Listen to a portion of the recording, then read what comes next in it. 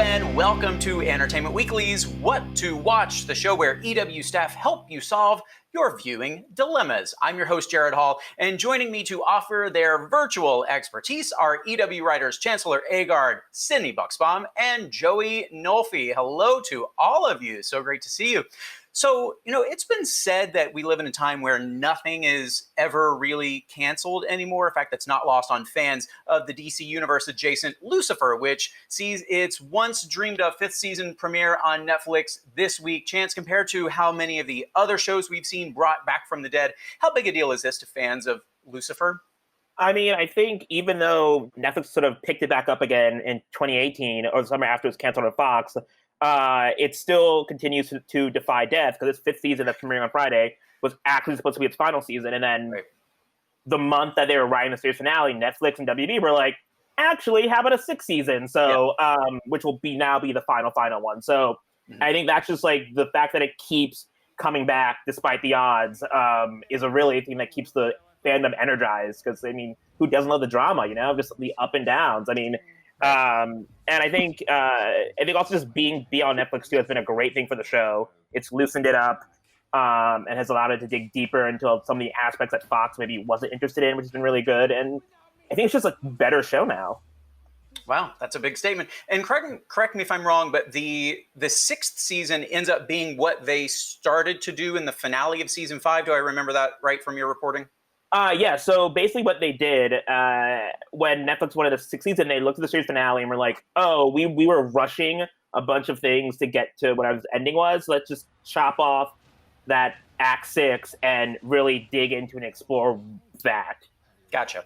Moving on from Sin to Sin City. RuPaul's Drag Race is back with a bang in Las Vegas. Fans of Drag Race who weren't able to get to Vegas to see their favorite queens performing live can rejoice, because this new series brings the Vegas Revue show to the small screen. Fans will get an inside look at the performances and the behind-the-scenes drama. Now, I got to see this performance live on opening night. It's what you might expect to see if you were at a taping of the actual show of RuPaul's Drag Race. It is a lot of fun. There are new songs and, of course, all the gags and goops you could hope for. Joey, you are our Drag Race expert and host of the EW Binge podcast, looking back on all of the seasons of the show. So, like I mentioned, I saw the show but didn't, of course, get to go behind the curtain. So what kind of backstage drama might fans expect from Vegas Revue?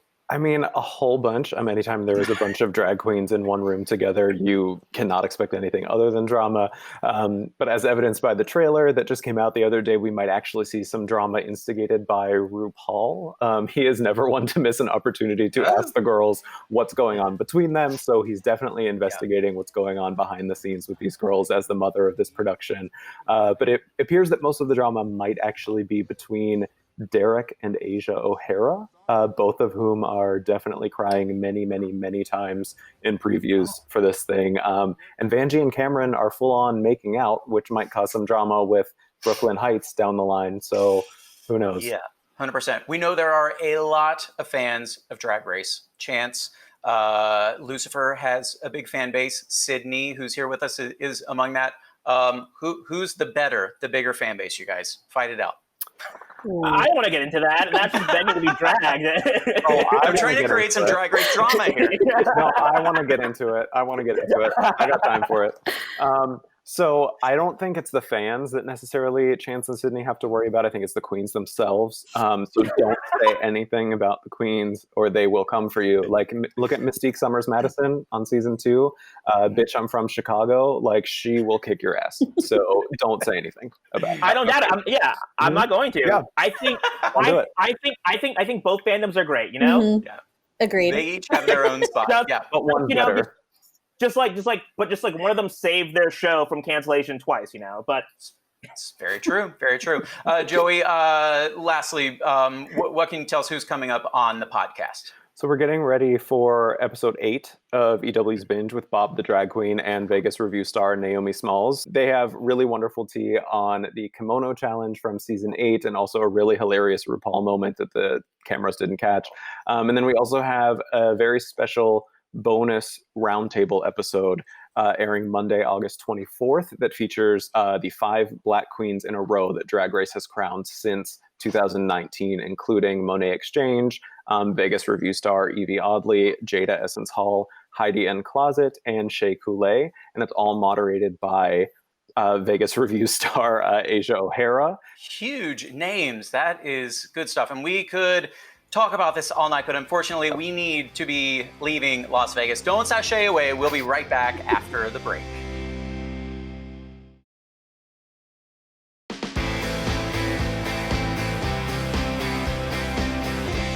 Welcome back. Everyone has been so afraid to run out of content, but Freeform decided not today, Lucifer. Their new miniseries, Love in the Time of Corona, tackles, well, love in the time of coronavirus. This is an ambitious show to pull off. Obviously, it hasn't been in development that long. So, Sydney, how does it work as a piece of entertainment?